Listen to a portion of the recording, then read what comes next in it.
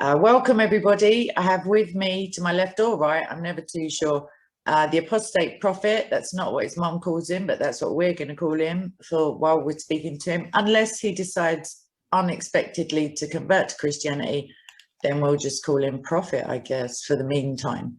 So I'm going to not waffle, allegedly, and I'm going to just say welcome. Thanks for coming to speak to us.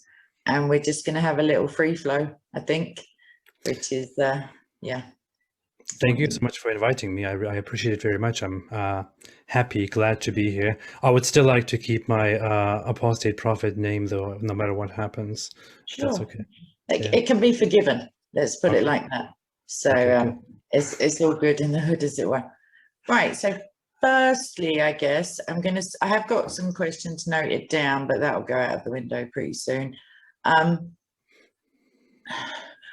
guess, yeah, the first thing I ever wondered when I saw your videos quite a while ago was I wondered whether Christian polemics had helped you to see the truth about Islam in any shape or form.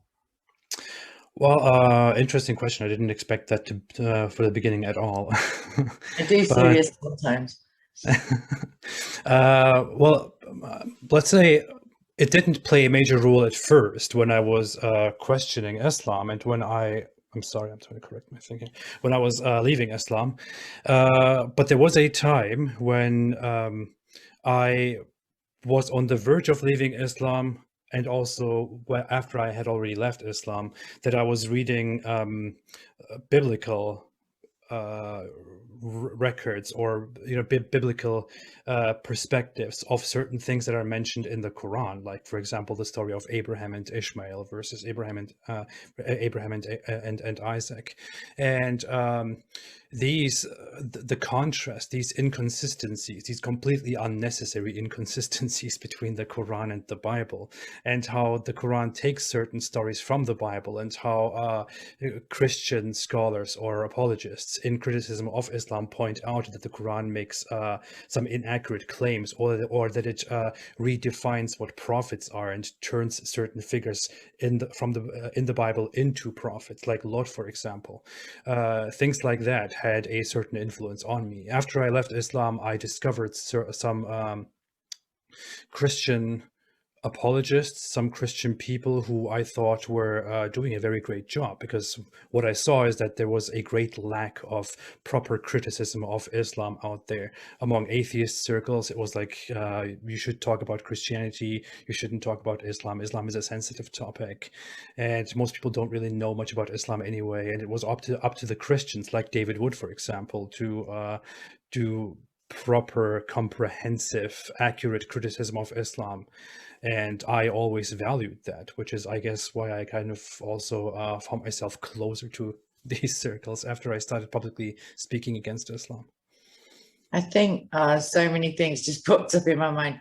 I think it's a soft form of prejudice for sure, some sort of liberal perversion of tolerance that people are loath. I don't actually think it's the genocide that's going on, or the persecution, or the blasphemy laws in Pakistan. I don't think it's that. I think it's a false sense of prejudice, of saying these people are far too fragile to be able to take criticism. You can see how it upsets them, and let's just tiptoe around that.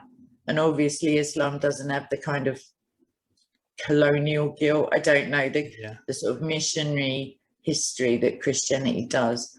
And I noticed that Christian apologists, quite rightly, there's little to no point in pointing out contradictions within the Quran. Sometimes they're in the same sentence. Like it feels somewhat like marking a 6-year-old's homework, and then you're like, oh, shall I just leave it there? Like, it's a good effort. But when it directly contradicts the Bible that Allah's supposed to have revealed, it implies a poor memory at the most charitable. Like, he's forgotten that he said, don't lie. and like he's now changed his mind. And there's this assertion, like from Muslims, that the Christians and the Jews corrupted their scripture and changed their scripture. And then you would assume, well, okay, if there are some contradictions, if there are some differences between the Bible and the Quran, then they are probably differences caused by corruptions based on a certain agenda that Christians or Jews had. But then you look at the contradictions, and there are so many things that are completely different, completely contradictory for no reason at all. I think the reason sometimes Muhammad got caught out, sometimes he had a poor memory, sometimes I think he'd heard the stories and just wanted more of a starring role kind of thing.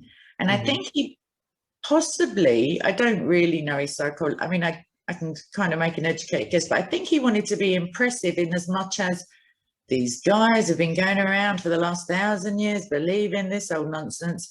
And yet, like with a, you know, Jibril's just told me, it's like, I've got the real story. But it's a fine line, because Allah is obviously claiming to be that guy. The God who revealed the Bible through all these different people. And yet he's finally found his like star man who's got a poor memory and is a liar. What I think is that Muhammad just had a huge problem. I'm just really trying to approach it from a more psychological, a more human level. And from my readings of Muhammad's life, from the reports that we have, it just seems to me like Muhammad had some big frustration and resentment against the society that he lived in, against the local Meccan polytheists or the polytheists wherever they were, because he grew up without father, without mother. He didn't like the way people are. He was a loner. He wasn't really part of anything. He resented everything. He was a merchant. He was introduced to the ideas and the traditions of Jews and Christians that he was quite impressed with. And then he slowly started rebelling against his own society, tried to get the sympathy of Christians and Jews by completely making up a stupid, corrupt, childish version of their religion. Of course, they didn't buy it. Eventually, he ended up being hostile against them too. Unfortunately, through a series of lucky events, he became successful in his mission, which then turned more and more brutal. And then you could say it's the luck of the devil if you believed in that sort of thing. I do.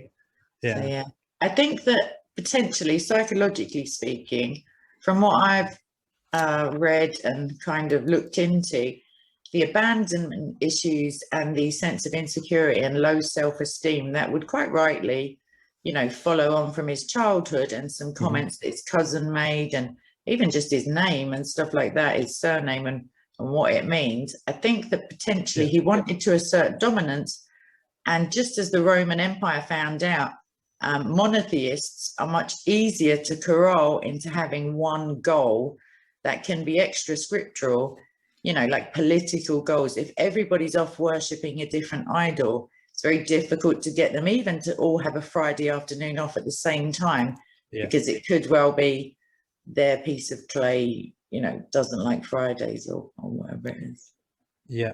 Absolutely. Absolutely. I was just. But other than that, he's a charmer. Other than that, I mean, what is there not to like? What were you thinking leaving? What came over you?